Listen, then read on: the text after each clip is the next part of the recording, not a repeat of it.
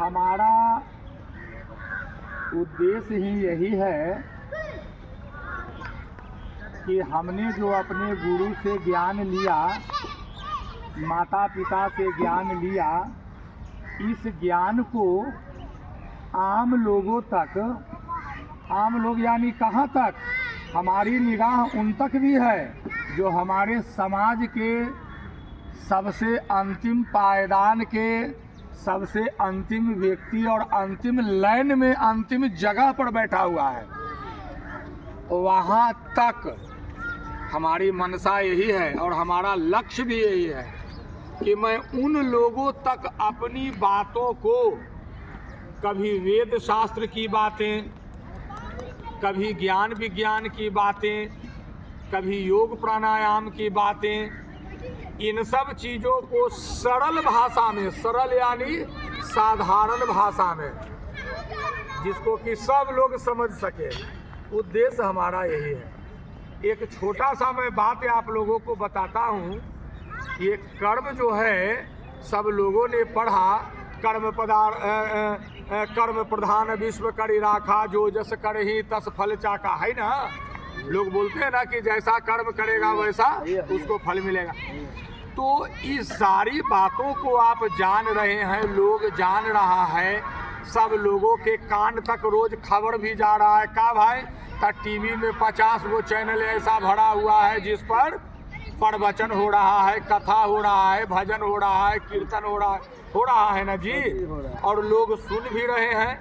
तो क्या सुन रहे हैं तो सही बात समझ रहे हैं? अगर समझ लेते तो ये अनाचार, ये अत्याचार, ये मार काट, ये चोरी बेईमानी, ये धुड़फंदी, ये सब खत्म न हो जाता। लेकिन खत्म क्यों नहीं हो रहे हैं मालूम है? क्यों नहीं हो रहे हैं? वास्तविक ज्ञान और सही बात लोगों तक पहुंच नहीं पा रहा। जिनके कंधे पर यह दायित्व दिया गया, यह जिम्मेवारी दी गई कि इस काम को आपको करना है जी, उसने उस काम को अपने एक साधन बना लिया। किस चीज का? सुख का, और ऐशे और आराम की जिंदगी धर्म के नाम पर जी रहा है। लेकिन जो लोगों को भ्रमित कर करके, लेकिन जो वास्तविक बात है उन वास्तविक बातों को नहीं कहता। एकदम एक पंक्ति का बात है। कर्म, जितने जो लोग हैं इस संसार में, इस पृथ्वी पर, चाहे जीव जंतु हो या आदमी हो, कर्म किए हुए बिना नहीं रह सकते। जैसे यह बालक दौड़कर गेंद पकड़ाया, दौड़ने का कर्म किया, हाथ से पकड़ने का कर्म किया, फेंकने का कर्म, है ना। तो सब लोग अपने अपने कर्मों से बंधे हुए हैं। हमारा वेद, हमारा पुराण, हमारा शास्त्र, हमारे साधु संत सन्यासी ऋषि मुनि इत्यादि ये जितने जो लोग हैं जो केवल इतना ही बताएं, और सभी धर्म एक ही चीज बताता है। क्या बताता है? यदि तुम अपने कर्म को ईमानदारी से कर रहे हो तो उसी में तुम्हारा बेड़ा पार है। कोई कावा काशी मथुरा प्रयाग अयोध्या फलना ढेकना करने की आवश्यकता नहीं है। तो फिर यहाँ एक प्रश्न आएगा कि सरकार जब करने का नहीं है तो फिर लोग जा क्यों रहे हैं लाखों करोड़ों मूर्ति में, तो ये में, तो देवी जी में, तो लक्ष्मी जी में, तो हो रहा है ना जी, क्यों कर रहे हैं? तो उसका उत्तर ये है कि ये मानव का जो शरीर मिला है, मानव के शरीर का स्वरूप यही सब चीज में है। ये सब ना कीजिएगा तो क्या कीजिएगा? वेश्यालय में जाकर बैठिएगा, मैं खाना शराब खाना में जाकर करके बैठिएगा, जहाँ जुआ होता है वहाँ बैठिएगा। अब बोलिए, नहीं ना, नहीं ना। इसके लिए आपको मंदिर बना है, धर्मशाला, बहुत तरह के ऐसे ऐसे धर्म के हमारे बनाए गए हैं। आदिकाल से, पुरातन सभ्यता से ही बन रहा है, बना हुआ है कि नहीं है? आप उन सब जगहों पर जाइए तो वास्तविक ज्ञान तो देगा नहीं। अब जैसे बकरी काटने वाला है, ब्याधा जो है वो कटेगा नहीं, 2 पैसे कमाएगा नहीं, वो घर में अनाज लाएगा कहाँ से? नहीं आएगा, सब लोग भूख से मरेंगे, वो रोएगा चिल्लाएगा, तो वो तो महापाप हो गया। तो क्या कहा गया है हमारे पुराणों में, धर्मों में? तुम्हारा वो धर्म है, तुम उसी धर्म को ईमानदारी से करो। जूता चप्पल बेचने वाला अपना जूता चप्पल में रोज आरती दिखा रहा है, धूप बत्ती अगरबत्ती दिखा रहा है, वो कहा गया तुम अपने कर्म को सही धर्म मान करके करो, तुम्हारा यही धर्म है।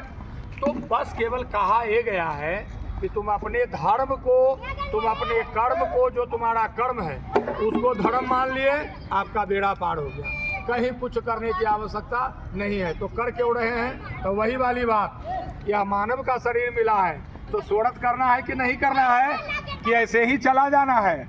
तो कुछ करना है तो यही सब करना है। जरा भजन है, कीर्तन है, पूजा है, पाठ है, धर्म है, कर्म है, दान है, उपदान है। अगर आपके पास है तो, समय है तो आप भक्ति भाव कीजिए, धन है अधिक तो दान कर दीजिए, अन्न है आपके पास तो भूखे को भोजन करा दीजिए। और क्या चाहिए? यही असली धर्म है, अर्थात मानवता ही सच्ची सेवा ही धर्म है। मानवता की सच्ची सेवा करना ही हम सबों का धर्म है। समझ गए? आप जो कर्म कर रहे हैं, आप पोलदारी करते हैं, आप उसी को कीजिए ईमानदारी से। आप 500 रुपया कमाइएगा, भगवान आपको उसमें बरकत 2500 का 5 गुना ज़्यादा देगा, ये देखे हुए हैं। लेकिन जो 5 लाख रोज कमा रहा है, उसका 5 लाख जा भी रहा है कोई ना कोई बहाना से, है ना।